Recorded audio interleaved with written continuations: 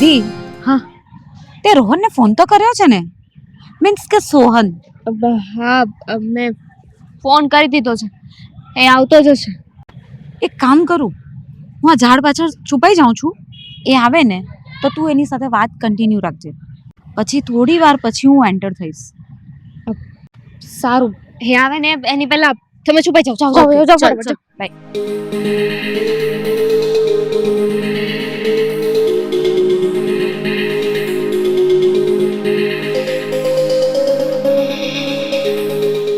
How are you? Huh? Baby. હે બધું સાઈડમાં મૂક. તારું હાઈ બાય ગયું તેલ લેવા. પહેલા મને હે કે અમે તને કહ્યું હતું ને કે તારે મારા પપ્પા સાથે વાત કરવાની છે. ક્યારે વાત કરીશ? અરે બેબી, મેં તને કહ્યું તો ખરા કે મેં પપ્પા સાથે વાત કરવાની ટ્રાય કરી છે અને પ્રયત્ન કરી રહ્યો છું. તને મારા ઉપર જરાય ટ્રસ્ટ નથી. તું એક કામ કર, બેસ પહેલા અહીંયા બેસ. મારે બેસવું નથી.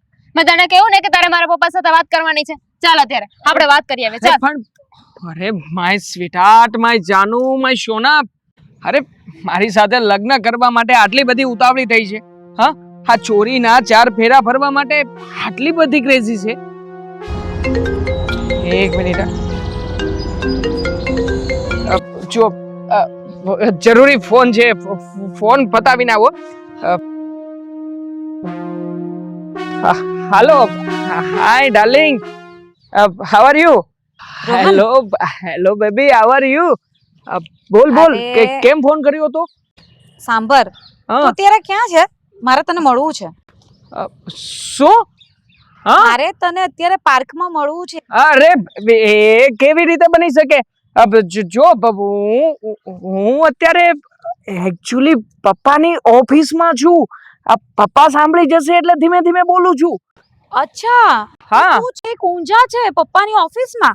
હા, જે ઊંઝા છું, પપ્પા બાજુમાં જ છે. પછી ફોન કરું તને. અરે સાંભળ. શું? મારે બોલ. અર્જન્ટ વાત કરવી છે.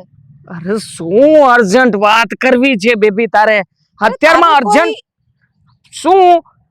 અરે તારું કોઈ ભૂત કે તારું કોઈ હમસકલ માર્કેટમાં નવો આવ્યો છે કે શું?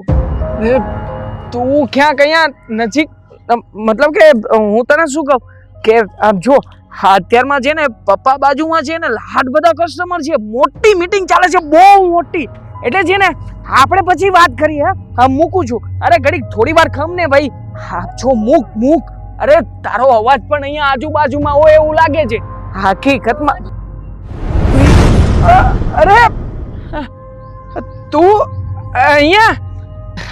હા કોણ છે? કોણ છે?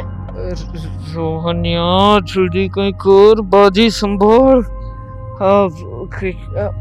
અરે જી, તમે કોણ? અને આ કોણ? તારી માં મારી બેન છે. એની જાતને બે બહેનો અમારી સાથે ચીટ કરે છે? ચીટરિયા, એ અમને બંને બેનો સાથે. અરે બસ, બહુ થઈ ગયો મજાક. ખબર પડી ગઈ ને તમને લોકોને મારી અસલિયતની? હા, જો હું તારો રોહન નથી. અને સાંભળી લે ઓય, હા હું તારો સોહન નથી. સમજી ગઈ ને? હા, સુરતનો તડીપાર છું. અને તમારા જેવી છોકરીઓને ફસાવવું હોય ને એ ધંધો છે મારો. તને તો છે ને આજે જીવતા નહીં મેલી એમ. અરે તને જીવતી નહીં મેલું. અહીંયા દાટી દઈશ ને તો કોઈને ખબર પણ નહીં પડે કે ક્યાં ગઈ છે અને ક્યાં નહીં. લે ઉલટા ચોર કોટવાલ કો ડાટે. આ બધું પોતે કર્યું ને અમને બોલી રહ્યો છે પાછો. શું બોલી તું? નફટ નથી, પણ હકીકતમાં તો તમારા બંને માટે વિલન છું. વિલન. અને હવે જ્યારે સાચી વાતની ખબર પડી જ ગઈ છે તો પછી હકીકત કહી દઉં. હું કોઈ ઊંઝાના જીરાના વેપારીનો છોકરો નથી, પણ સુરતમાં તડીપાર થયેલો ગેંગસ્ટર છું. ગેંગસ્ટર, સમજ પડી ને ગેંગસ્ટરમાં? અને હા, તમારા લોકોની સાથે એટલા માટે રહેતો હતો, એટલા માટે તમને પટાવી હતી કારણ કે પૈસા, મની. દરેક લોકોને જીવનમાં મનીની જરૂર હોય છે. બસ હા, તમે બંને બહેનો મને અત્યાર સુધી પૈસા આપતી હતી, એટલા માટે તમારા બંનેની સાથે સંબંધ રાખ્યો. મને નહોતી ખબર કે કેઝ્યુઅલી તમે બંને સગી બહેનો નીકળશો. જોકે જે થવાનું હતું એ બધું થઈ ગયું છે. હા, આ પ્રેમ, આપણો લવ, જાનુ, ચીકુ, સોના, બાબુ બધું જ પતી ગયું. અને આમ પણ હવે તમે બંને તમારા જીવનમાં જે કરવું એ કરી શકો.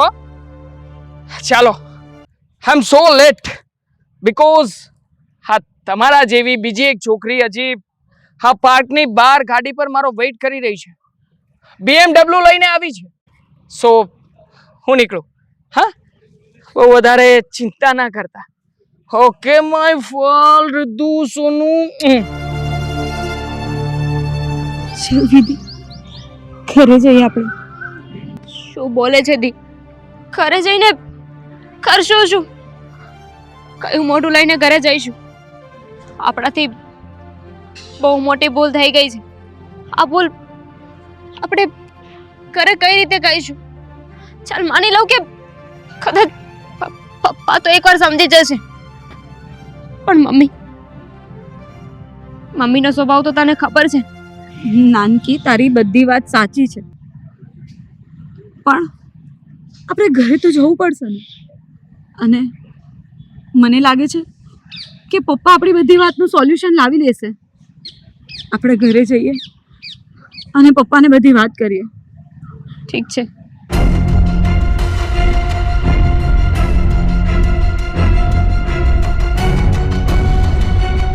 અરે શાંતિથી બેસી જા, ઠેકાણે હમણાં આવતી જ હશે.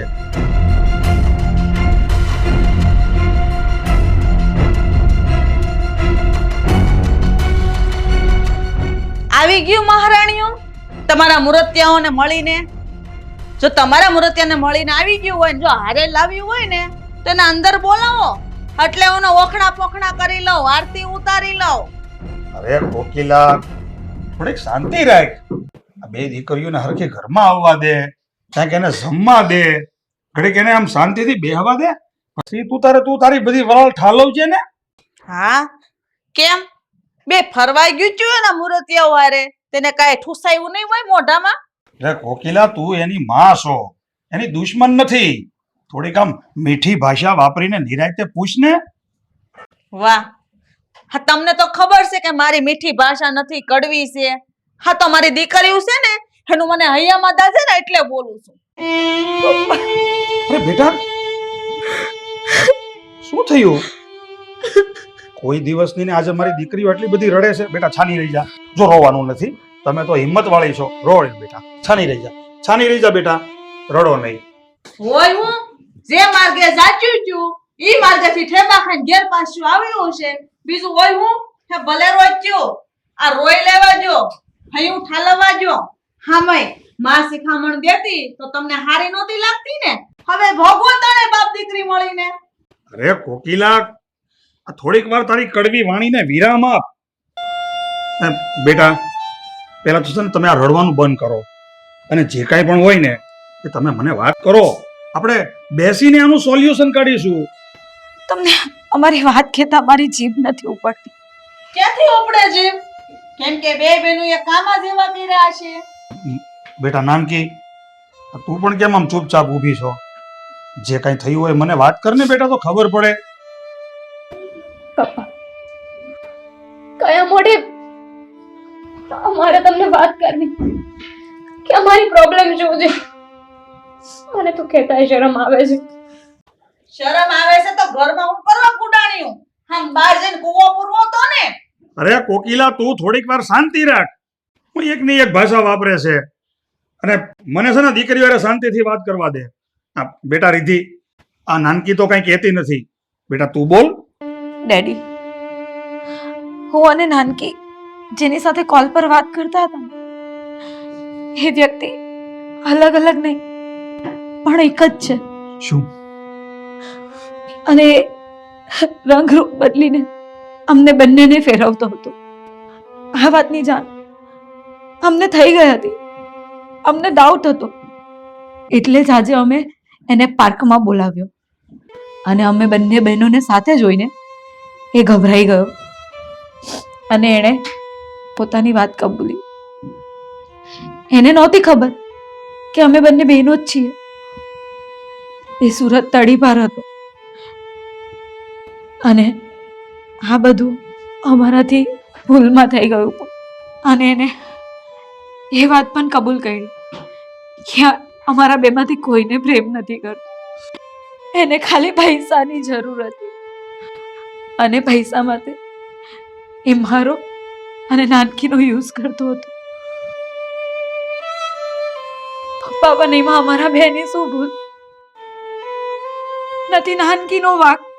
એને પણ એને સાચો પ્રેમ કર્યો અને મેં પણ સાચો પ્રેમ કર્યો. તો કાળ મુખ્યો, હા તમારા મોઢામાંથી આવા શબ્દો નીકળતા, તમારા મા બાપ સામે બોલતા તમને જરાય શરમ ન આવતી? હા, બોલવા પહેલા તો રેલના પાટા પર જઈને કપાઈ ખા ન ગયો. અરે પણ શરમ નથી આવતી છોકરીઓ પર હાથ ઉપાડતા? માસો કે દુશ્મન? પપ્પા, બેટા જો, અત્યારે છે ને તમે શાંતિથી તમારા રૂમમાં જાઓ, જમી લ્યો, પછી આપણે વાત કરીશું. હો, તમે ચિંતા ન કરો. હજી સડાવે છોડ્યું ને હજી ત્યાં સુધી ક્યાં મરી ગયું? તો હજી આંખ ન ઉઘડી મરી કા ન ગયો? અને તું તો બહુ ભૂંડી છો. આને સડાવી આમને આમ.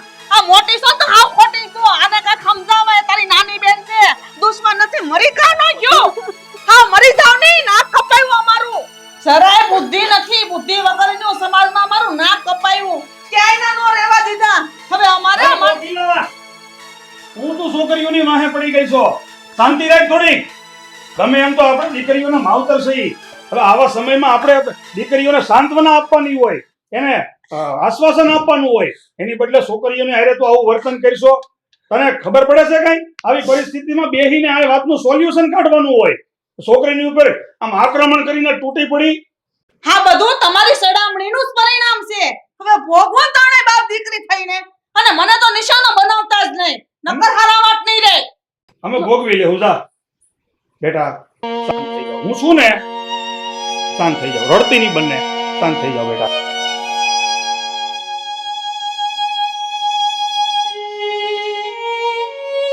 એ કોકિલા, એ કોકિલા,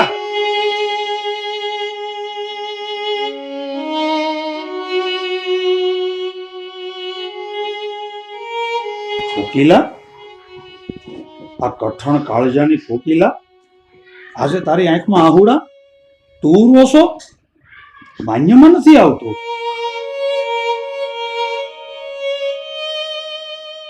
મને બહુ દુઃખ થાય છે કે મારી બે દીકરીઓને હું માં ન બની શકી.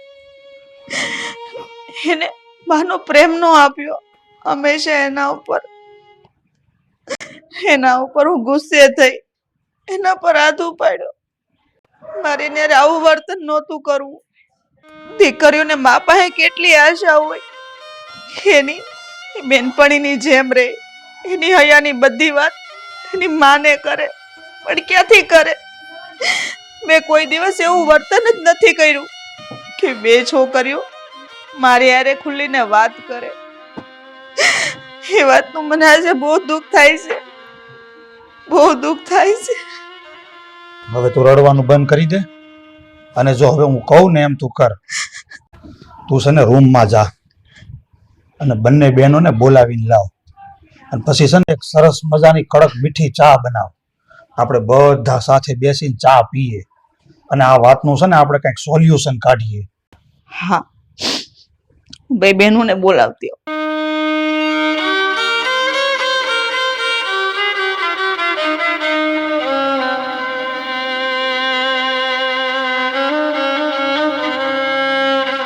रिद्धि, नानकी, बेटा बाहर आओ ने, दरवाजो खोलो. रिद्धि, रिद्धि, नानकी, जो बेटा हूँ चा बनाऊं, चालो दरवाजो खोलो. હવે તમને કહું, આ છોકરીઓ દરવાજો નથી ખોલતી. અહીં આવો ને. હું હા બટા રિધિ, બટા વિધિ, બેટા દરવાજો ખોલો. જો બેટા તારા પપ્પા બોલું છું તો દરવાજો ખોલ. બેટા ઉઠ, બેટા દરવાજો ખોલ. હું કહું છું ફોન કરો ને, ફોન નાકમાં જશે. હા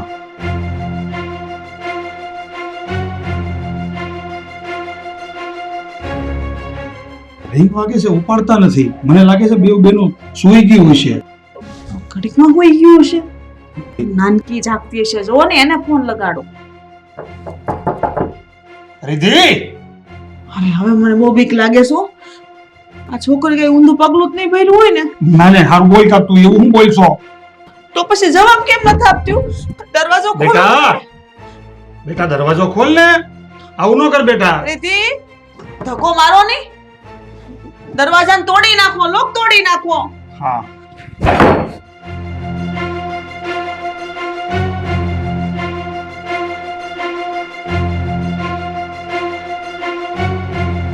હે ભગવાન, આવું થઈ ગયું. રીતિ, રીતિ, નાનકી, હે ભગવાન, આમ જો દવાની બાટલી જો તમે બેટા. હે ભગવાન, રીતિ.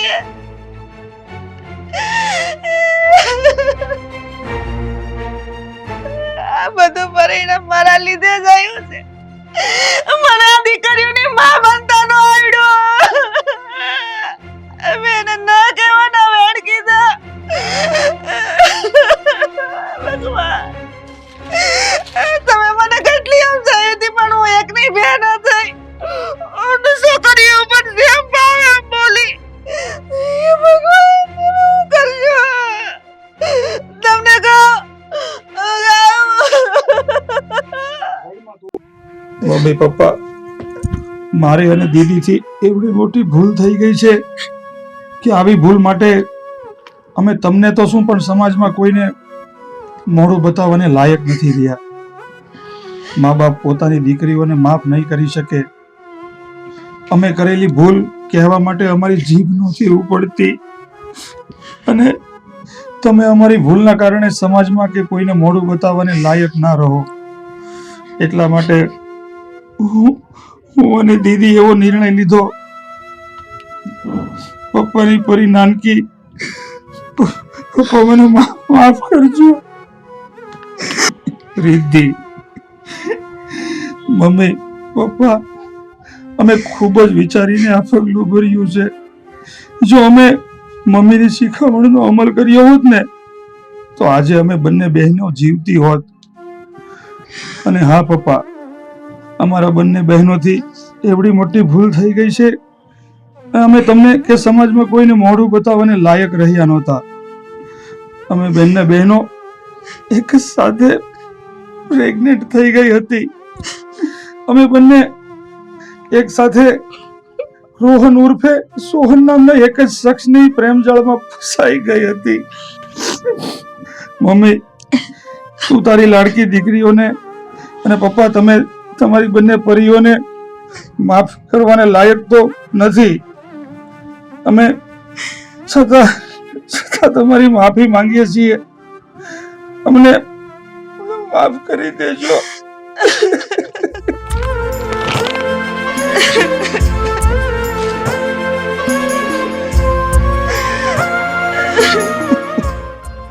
કોકિલા, તું મને કાયમ રોકતી, કાયમ મને તું તોકતી કે તમે આ જુવાન દીકરીઓને આટલી બધી છૂટછાટ ન આપો. પણ મેં તારી વાતને કાયમ અવગણના જ કરી. હું ક્યારેય તારી વાત ન માન્યો. આ એનું જ પરિણામ છે. આજે હું મારી ભૂલના કારણે મારી બે જુવાન દીકરીઓને ખોઈ બેઠો. આ મા બાપની વધારે પડતી છૂટછાટનું જ પરિણામ છે કોકિલા. છૂટછાટનું જ પરિણામ છે.